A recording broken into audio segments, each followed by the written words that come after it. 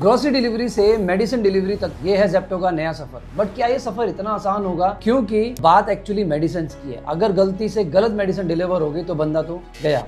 तो आज इस वीडियो में हम ये समझेंगे कि ज़ेप्टो के इस नए सफर में ऐसे कौन से चैलेंजेस हैं जो उसको फेस करने पड़ेंगे, और साथ साथ ज़ेप्टो के जो कॉम्पीट हैं Swiggy, Instamart, farm-easy, Tata 1mg, उन्होंने ये चैलेंजेस को कैसे फेस किया और उनके क्या बिजनेस मॉडल थे। सो मैं सीए राहुल जैन आपको ये पूरा एक कॉन्टेक्स्ट दूंगा, आपको पूरे रेगुलेशन समझाऊंगा और मॉडल्स भी समझाऊंगा। तो मेक श्योर करें आप ये वीडियो को सब्सक्राइब करें, लाइक करें और साथ साथ शेयर भी करें। सो स्टार्ट करते हैं। ज़ेप्टो का मॉडल क्या है? ज़ेप्टो की ऐप है जो आप अपने फोन्स में देखते हैं। उस ऐप पे एक बायर होता है और वहां पे एक सेलर होता है। तो ज़ेप्टो कनेक्ट करता है अपनी ऐप के थ्रू। सो ये जो प्रोडक्ट्स हैं वो कहाँ रखे जाते हैं? ये रखे जाते हैं वेयर हाउस में, जिसको ज़ेप्टो बोलता है डार्क स्टोर। दैट मीन्स जो आपके लोकल एरियाज में छोटे छोटे डार्क स्टोर या वेयर हाउसेज है, वहां से वो ऑर्डर पिक होता है और आपको डिलीवर करते हैं। ठीक उसी तरीके से मेडिसिन प्रोडक्ट्स वो रखे जाएंगे उस डार्क स्टोर्स पे, जहां पे आप नॉर्मल ऑर्डर करेंगे, वो सेलर के प्रोडक्ट वहां पे रखे होंगे, ज़ेप्टो पिक करेगा और आपको डिलीवर कर देगा। बहुत सिंपल ना? लेकिन नहीं, इतना सिंपल नहीं है, क्योंकि मेडिसिन डिलीवरी के लिए एक अपने आप में एक प्रॉपर रेगुलेशन है जो फॉलो करनी बहुत जरूरी है। वो रेगुलेशन क्या है? Drugs and cosmetic act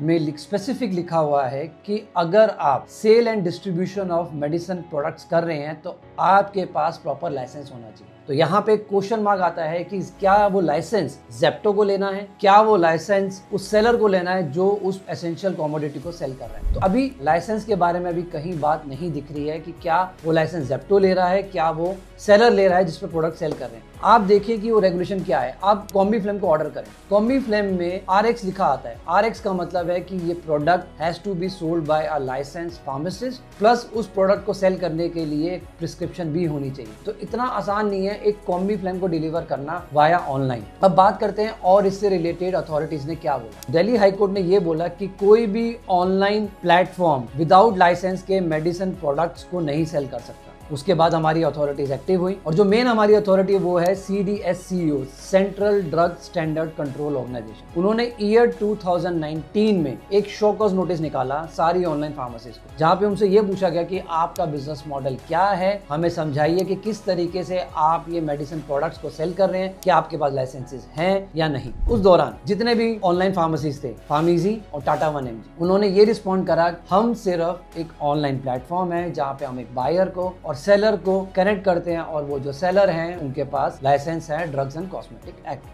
year 2023 में भी इस पे फॉलोअप्स किया, और गवर्नमेंट की हेल्थ मिनिस्ट्री की तरफ से पार्लियामेंट में इस पे डिस्कशन हुई, और वहां पे एक ये डिसीजन भी लिया गया कि एक ड्राफ्ट रेगुलेशंस को करा जाएगा जिसपे हम ऑनलाइन प्लेटफॉर्म्स को रेगुलेट कर सकें, उनको प्रॉपर ऑडिट कर सकें और ये देख सकें कि प्रॉपर मेडिसिन डिलीवर हो रही है, रेगुलेशंस फॉलो किए जा रहे हैं। अभी तक ऐसा कोई रूल फाइनलाइज नहीं हुआ है। एक्सपेक्टेड है कि ये फाइनलाइज हो जाएगा, बिकॉज जिस तरीके से ये इंडस्ट्री इवॉल्व हो रही है, हमें लगता है कि शायद अब इस पे एक प्रॉपर रूल्स एंड रेगुलेशंस आएंगे। अब बात करते हैं कि ज़ेप्टो के जो एग्जिस्टिंग कॉम्पिटिटर्स है उनका क्या बिजनेस मॉडल है। सबसे पहले बात करते हैं फार्म-ईजी। फार्म-ईजी का फोकस ही फार्मास्यूटिकल प्रोडक्ट्स पे है ना। उसका मॉडल अगर आप देखें, उसका भी ऑनलाइन प्लेटफॉर्म है।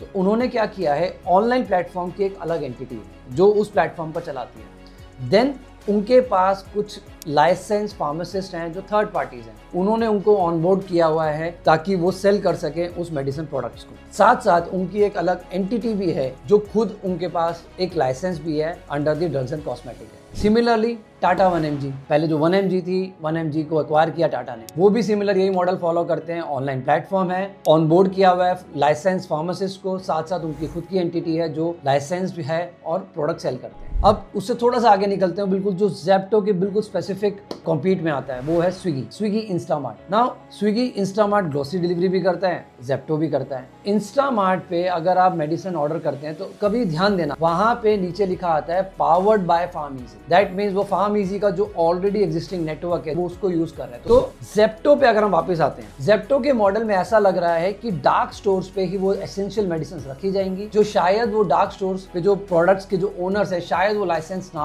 हो सकता है वो लाइसेंस ले रहे हो, बट वो क्लैरिटी नहीं है। तो जब भी आप देखें, आप अगर ऑर्डर करें तो मेक श्योर करें, यू इंश्योर दैट पार्ट कि जो सेलर है वो लाइसेंस होना चाहिए, उसकी प्रॉपर इंफॉर्मेशन उनके प्लेटफॉर्म पे आनी चाहिए कि कौन सेलर है, क्या वो लाइसेंस है या नहीं। And I am sure Zepto ने अगर इतनी मेहनत करी तो उस पर भी ध्यान दिया होगा, इस एक्ट पे भी, इस रेगुलेशंस पे भी। वो कहीं ना कहीं लाइसेंस के लिए भी प्रोक्योर कर रहे होंगे, नहीं कर रहे होंगे तो शायद वो पार्टनरशिप करें, जैसे स्विगी, इंस्टामार्ट ने फार्म-ईजी के लिए किया। तो यस, तो ये एक नया बिजनेस मॉडल, नए थॉट, नए रेगुलेशंस जो आपको मुझे समझाने थे, मुझे लगा ये एक एसेंशियल चीज है जो हमें एज अ कंज्यूमर समझनी चाहिए कि क्या गवर्नमेंट के रेगुलेशंस है, गवर्नमेंट किस तरीके से हमारे बारे में सोचती है, बट ऑनलाइन प्लेटफॉर्म्स है जिनको फॉलो करना चाहिए। So yes, let me know what's your thoughts on this business model और क्या आपको लगता है कि आपको और क्या समझना चाहिए। This is C Rahul Jain signing of.